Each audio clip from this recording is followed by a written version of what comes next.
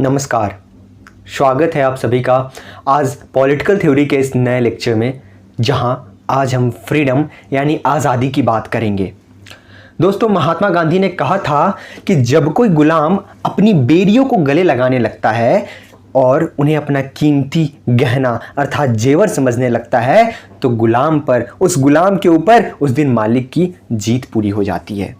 आज उसी गुलामी के जेवर, जो गुलामी के गहने हैं, जो बेरिया है, उस बेरियों को खोलने की बात आज हम करेंगे। यानी आज हम आज़ादी की बात करेंगे। आज़ादी की बात हम शुरुआत करेंगे कि आज़ादी होता क्या है, और वीडियो में आगे की तरफ हम बात करेंगे कि अगर हमें आज़ादी चाहिए तो उन आज़ादी में कुछ रेस्ट्रिक्शंस, कुछ बेरिया भी होनी ज़रूरी होती है।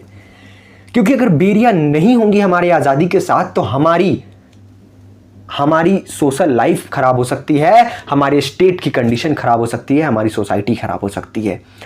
और आगे जाते जाते हम ये भी देखेंगे कि जो फ्रीडम, जो कहीं ना कहीं एक फ्रीडम के अंदर लिबरलिज्म का कॉन्सेप्ट जो उभर कर आता है आज़ादी से, फ्रीडम से लिबरलिज्म का कॉन्सेप्ट, उसमें फिर हम आगे freedom from quality as a quality of human being और उसके साथ साथ कंडीशन ऑफ ह्यूमन बीइंग के ऊपर भी हम आज चर्चा करेंगे।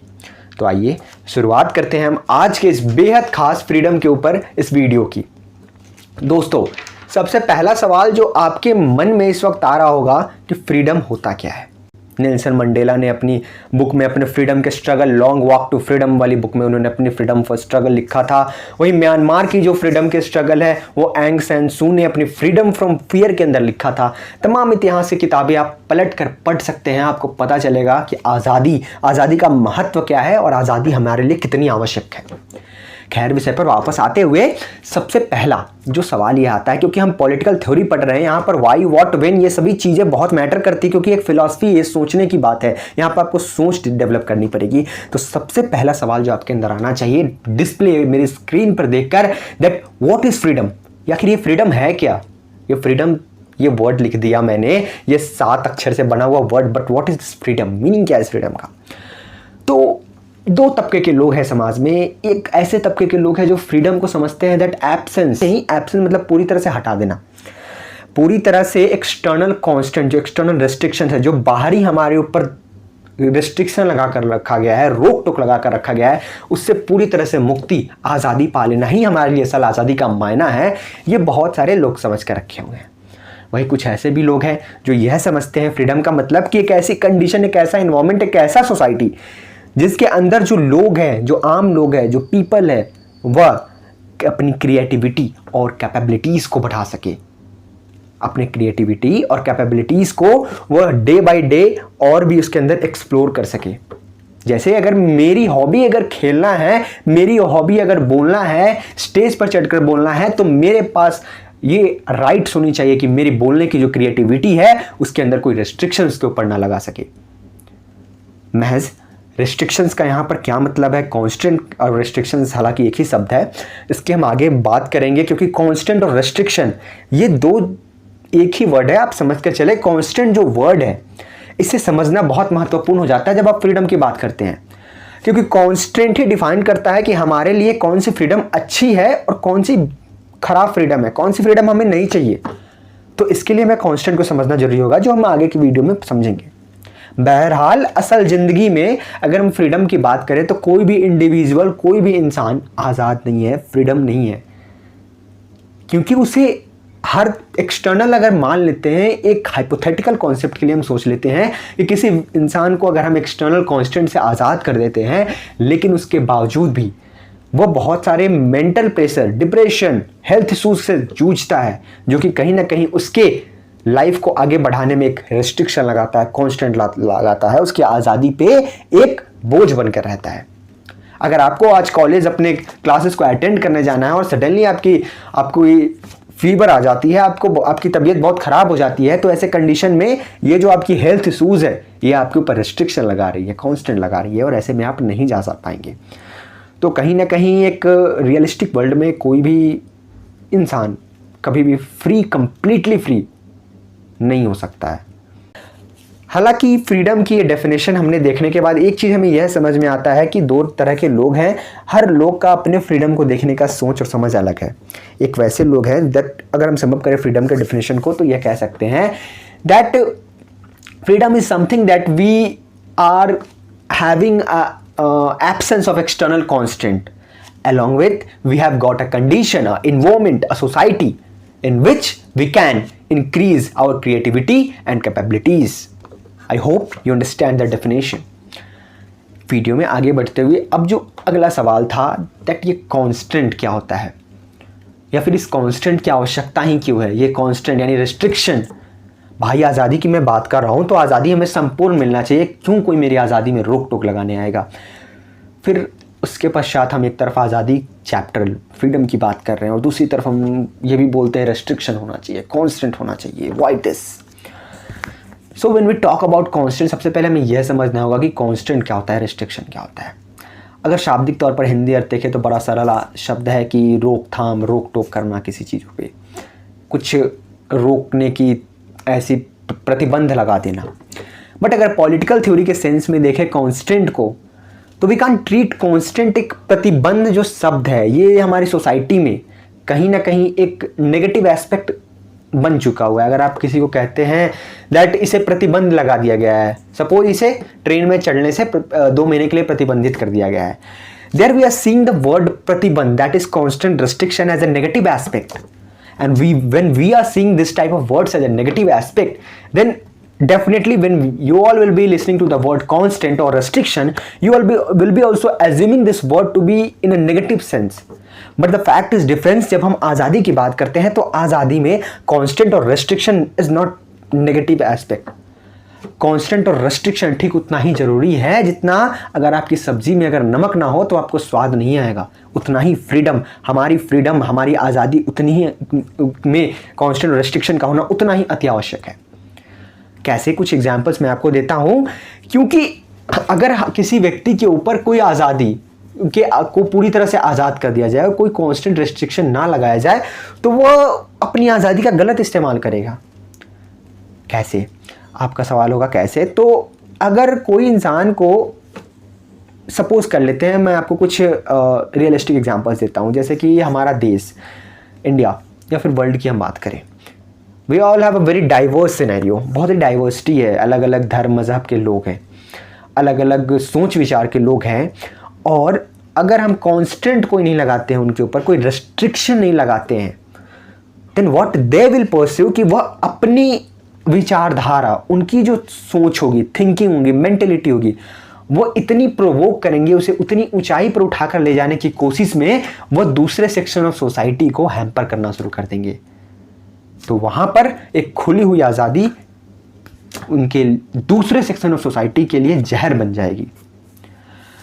अब होता क्या है कि बहुत सारे लोगों की अलग अलग आइडियोलॉजी होती है, सोच होती है, थिंकिंग होती है।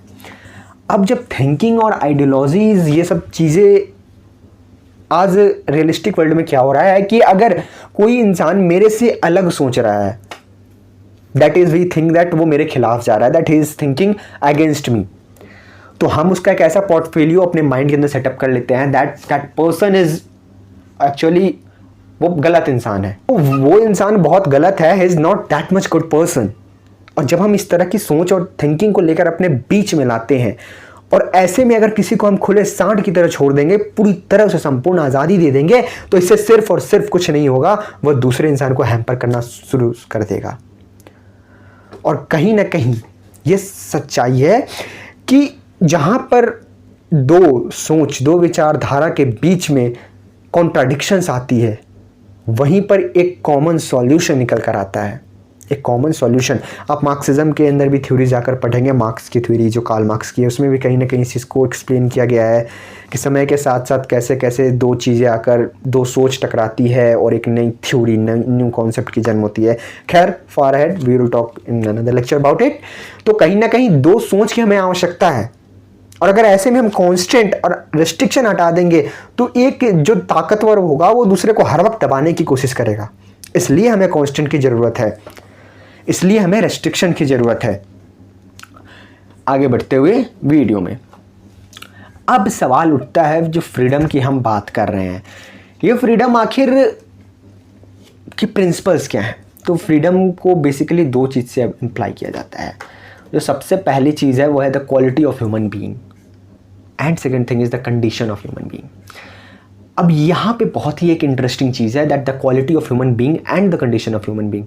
बहुत सारे लोगों को ये दो टर्म्स नहीं समझ में आ रही होंगी, क्योंकि ये थोड़ा सा एबव, ऊपर की चीज़ें हैं, ये हाई लेवल की थोड़ी सी चीज़ें हैं।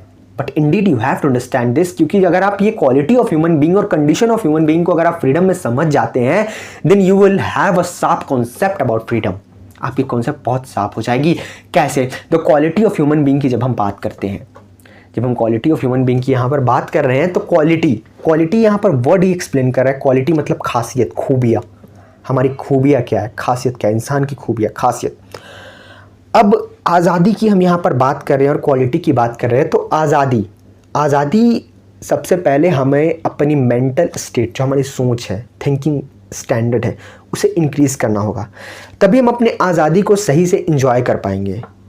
और वो कैसे होगा? तो क्वालिटी हमें इंक्रीज़ करना होगा। क्या का? ह्यूमन बीइंग का। What is, I repeat my self, कि अगर हमें अपनी आज़ादी, हमारी जो फ्रीडम है, अगर हम उस फ्रीडम को और इवॉल्व करना है, अच्छे से इंजॉय करना है, हमें अपने फ्रीडम को अपने सोसाइटी कल्चर में रहते हुए फ्रीडम को और अच्छे लेवल पर लेकर जाना है, तो उसके लिए हमें अपनी क्वालिटी बढ़ानी पड़ेगी। क्वालिटी किसकी?